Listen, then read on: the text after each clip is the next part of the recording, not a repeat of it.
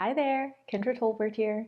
I'm a registered dietitian and yoga teacher, and I specialize in women's health and fertility. And today I am sharing with you my favorite teas for those who are trying to conceive or who are preparing to start trying to conceive. So these are actually the teas that I often recommend to my one-on-one clients who are actively trying to conceive or who are preparing their bodies and their minds and their lives to start trying to conceive within the next 3 months to a year. So I chose these teas and I recommend these teas quite often for a number of reasons. The number one reason that I choose and chose these teas is because they are teas that are generally considered safe to consume when you are pregnant. So I often like to recommend things that it would be safe for someone to take in the early phases of pregnancy when they might not know they're pregnant, but they know that they're trying to conceive. The second reason that I chose these teas is because they are teas that you can get very easily in your local grocery store, convenience store, drugstore, herbal apothecary, and of course you can also get them online. And I will make sure to link to my favorite place to buy herbs and spices and teas. It's a reputable store, and so you don't have to worry about if you're getting something that's contaminated or you're not quite sure about the quality of. So head down to the description box below if you can't find these teas locally, so that you know a place where you can find them and know that you're getting good quality products. The third reason that I chose these teas is because every single one of them is high in antioxidants. And antioxidants are something that I try to make sure that I'm encouraging people to get lots of through their diet or through the things that they drink, in the case of teas, to really support egg quality and sperm quality. We know that sperm and eggs are definitely sensitive to oxidative stress or oxidative damage, and getting in antioxidant-rich foods and drinks is one way to counter those free radicals that are just a part of living in everyday life. So if you can get them from food and beverages, you are going to help to augment or offset some of that damage and some of that stress so that you can support the quality of your reproductive cells and your reproductive organs. And then the final reason that I chose these is because I enjoy the flavor. I love the taste of all of these, and I always think it's important to choose things that you actually enjoy incorporating when you're deciding to make changes to your health, or for your health or for your fertility. So because I find all of these delightful, I hope that you will as well. All right, so let's take a look at our very first tea, and that is spearmint. Now, spearmint is something that I often recommend to my clients who have PCOS. And that's because it has been found in the research to improve androgen levels, to lower them, and also to improve the symptoms that are associated with high androgen levels, which is super, super common in people with PCOS. So 2 cups of spearmint tea a day can be very beneficial for people with PCOS. So what I recommend is taking 1 teaspoon of loose leaf spearmint tea or a single tea bag of spearmint tea and steeping that for 5 to 10 minutes in 8 ounces of boiling water. And like I said earlier, 2 cups of that can be very, very beneficial for people with PCOS and those who have PCOS and are experiencing symptoms of high androgens or have labs that show that they do have high androgen levels. Our second tea is ginger. So I have here dried chopped ginger, but you can also use, and I also use, ginger powder or fresh ginger. So if I'm using fresh ginger, then I'll use like a teaspoon of grated fresh ginger. If I'm using the dried powder ginger, then I'll use about a half a teaspoon. And if I'm using the dried chopped, like I just showed you a moment ago, then I'll use like 3/4 of a teaspoon. And no matter which variety I'm using, I will steep it in 8 ounces of water for about 10 to 15 minutes. And that water is boiling water, or just boiled water, so it has reached boiling, and I'm immediately pouring it over the tea. And I really enjoy the taste of ginger. Not everyone does, and if you're someone who doesn't, then this may not be the option for you. This is one that has a long history of use in traditional medicine. It's often used as a pain reliever, which is great for people who have painful menstrual cycles, or I should say painful periods.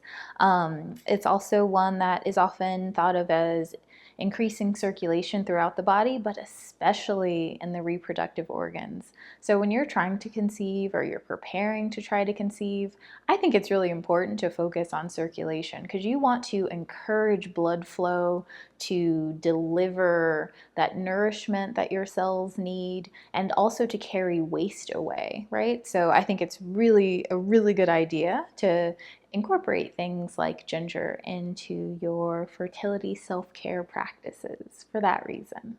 One thing I will say about ginger is that if you are going to be using like a tea bag of ginger tea, just make sure that you read the ingredients label because sometimes ginger is mixed with like lemon, it's mixed with marshmallow or licorice, and that's really not what we're talking about here. We're looking for just straight ginger, right? We're looking for that potent amount of ginger. So make sure to look for that when you are picking up some of the boxed ginger bag teas. Next up, we have green tea. So green tea is lovely for a number of reasons. Super high in antioxidants. I think that's why we often focus in on its benefits. But also it's a popular tea, which means it's going to be really easy to find, whether you're traveling or maybe you're out to eat with friends or family. You can always find it at a cafe or a restaurant, and of course you can find it in your local grocery store. So green tea is one that people often complain about the flavor of, though. You'll often hear people say that it's a bit too bitter for them. I find that that's the case if they are steeping it for too long or if they are steeping it at too high of a water temperature. So what I usually do and what I recommend is going with 1 teaspoon of green tea if you're using loose leaf or a single tea bag, and only bring your water up to about 175 degrees Fahrenheit. I have no clue what that is Celsius, forgive me. But you can always Google it, and then if you want to drop it in the comment box below, feel free to do that. And you want to steep it for about like 3 to 4 minutes. Any longer than that, and I find that it gets too bitter. I use a kettle. I believe this is a Fellows kettle that you can actually control the water temperature of, and it'll actually keep the water at that temperature for like an hour. I think it's magnificent. But if you don't have a kettle that allows you to do that, what you can do is rather than waiting for your kettle or your pot of water to reach a rolling boil, like where you see the big bubbles or maybe you hear the whistle if it's a whistle kettle, is just listen for that first bit of simmer, right? When those small bubbles just start to form, that's when you can use that water for green tea because it hasn't quite reached a boil, so you don't have to worry about steeping your green tea in too high of a temperature. So hopefully that makes green tea a little bit more enjoyable for you. And of course, you can also use matcha. That's a wonderful way to get in some green tea. And the great thing about matcha is that you can also just add it to smoothies. So that's always an option as well. Another great thing about green tea is that while it does contain caffeine, and it's the only one that I've included in this lineup that actually does contain caffeine, the rest of them are caffeine free, is it contains a much lower amount of caffeine than black tea or coffee. So if you are someone who's trying to drink less caffeine, but you're not trying to go caffeine free, this is something that you can definitely incorporate into your routine. So you're still going to get that kind of alertness that we often associate with caffeine, but without the jitteriness if you're sensitive or just looking to pull back on how much caffeine you take in. And last but not least, we have my favorite tea, and that is Rooibos tea or red bush tea. So this tea is a great one if you're someone who doesn't love the taste of some of these other teas. I find that this one is really subtle, really mellow. I think it's a great base if you're going to make your own tea blends. Like let's say you want to do a ginger and cinnamon tea. Red bush or Rooibos tea is lovely as a base for that. It's great for chai. So if you're making your own chai, it's another option in place of black tea if again you're looking for less caffeine. But it's super high in antioxidants. It tastes good, it's high in antioxidants, it's caffeine free. I think it kind of has like a honey vanilla flavor. Now not sweet like honey, but there's like notes of it. So if you like that kind of flavor profile, I definitely recommend that you check out Rooibos tea.